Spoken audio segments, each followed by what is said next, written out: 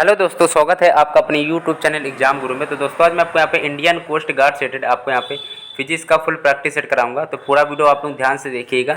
चलो भाई video start करते हैं। ठीक है, आपका पहला नंबर प्रश्न दिया गया है, कैथोड किरणों में ऋणावेशित जो कण होते हैं उन्हें क्या कहते हैं। ठीक है, तो यहाँ पे जो जो कैथोड किरणों में जो ऋणावेशित कण होते हैं वे आपके इलेक्ट्रॉन होते हैं। क्या होते हैं? वे आपके इलेक्ट्रॉन होते हैं। पढ़ लेना, इंपॉर्टेंट क्वेश्चन था। अगला देखते हैं, कैथोड किरणों के लिए विशिष्ट आवेश जो होता है, स्पेसिफिक चार्ज जो होता है वो कैसा होता है? तो वो आपका नियत रहता है। कैथोड किरणों पे जो विशिष्ट आवेश होता है वो आपका नियत रहता है। अगला दिया गया, कैथोड किरणों का जो वेग होता है, ठीक है, यदि सी द्वारा प्रकाश का वेग प्रदर्शित हो तो वो कैसा होगा? कैथोड किरणों का वेग, चलो, तो वो आपका सी से कम होता है, प्रकाश के वेग से कम होता है। ठीक है, प्रकाश जो कैथोड किरणों का जो वेग होता है वो प्रकाश के वेग से कम होता है। अगला देखते हैं, यदि किसी इलेक्ट्रॉन का वैद्युत क्षेत्र से अन्य किसी दिशा में कोई प्रारंभिक वेग ना हो तो इलेक्ट्रॉन का मार्ग कैसा होगा? चौथा नंबर का बी ऑप्शन, सरल रेखा होगा। सरल रेखा होगा। अगला दिया गया है यहाँ पे, तो अगला दिया गया, कैथोड किरणें विद्युत क्षेत्र में लंबवत प्रवेश करती हैं, वैद्युत क्षेत्र में इनका मार्ग होगा। पाँचवें नंबर का डी ऑप्शन, कैसा होगा? परवलयाकार होगा।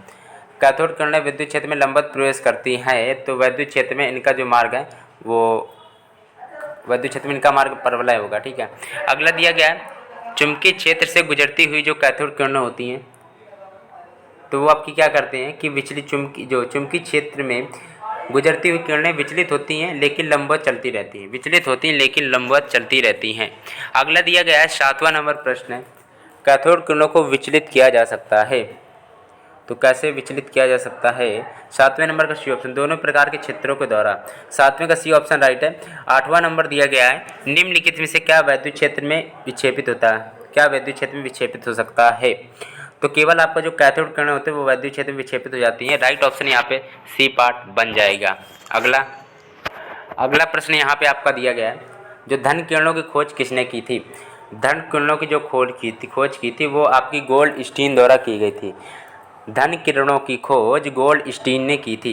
अगला प्रश्न दिया गया, धन किरणों के अध्ययन को क्या कहा जाता है? वैसे धन किरणों की खोज गोल्डस्टीन ने की थी और इनके अध्ययन से मतलब पूछा है, धन किरणों के अध्ययन से सहायता हुई खोज में किसकी?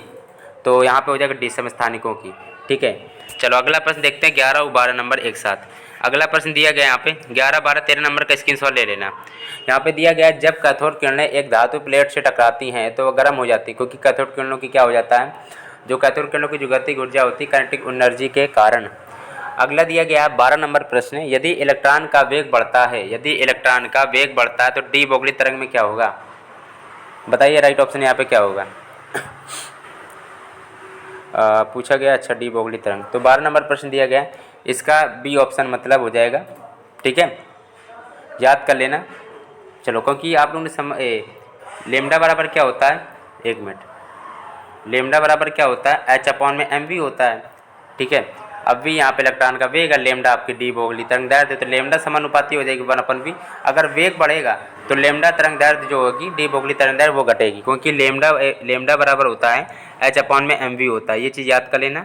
ठीक है, सूत्र था। अगला दिया, कैथोड किरणें हैं, बताइए। अभी आपको बताया था। 13 नंबर प्रश्न है, कैथोड किरणें आपकी इलेक्ट्रॉन किरणें होती हैं। कैथोड किरणें आपकी इलेक्ट्रॉन किरणें होती हैं, याद कर लेना।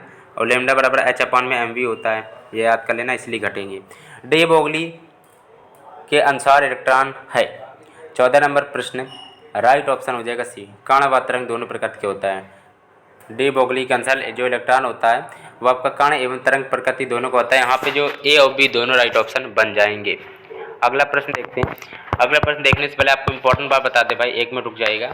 देखो, मेरे चैनल पे क्या है, इंडियन कोस्ट गार्ड सेटेड physics, English, math, science, GK, reasoning. ठीक है, लगभग आपको 6 सब्जेक्ट जितने भी आते हैं, आपके 6 सब्जेक्ट टोटल मेरे चैनल पे पढ़ाए जा रहे हैं। ठीक है, किसी का भी प्ले लिस्ट चाहिए आप लोग कमेंट में एक बार लिख देना कि इस सब्जेक्ट चाहिए, 8 सब्जेक्ट भी बता सकते हो, तो आपको प्ले लिस्ट की लिंक आराम से मिल जाएगी। चलो स्टार्ट करते हैं। E/m के द्वारा इलेक्ट्रॉनों का जो द्रव्यमान किस वैज्ञानिक ने ज्ञात किया था?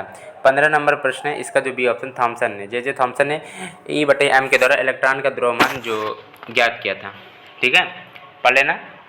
चलो अगला देखते हैं, प्रकाश वैद्युत प्रभाव की खोज की गई थी। प्रकाश वैद्युत प्रभाव की खोज की गई थी तो हॉलवंश के द्वारा की गई थी, हॉलवंश के द्वारा की गई थी। अगला प्रश्न दिया गया, प्रकाश वैद्युत प्रभाव की सर्वप्रथम व्याख्या किसने की थी? आप लोग ध्यान समझिएगा, यहाँ पे खोज पूछी गई है तो हॉलवेंस द्वारा, लेकिन सर्वप्रथम व्याख्या किसने की थी? आइंस्टीन द्वारा।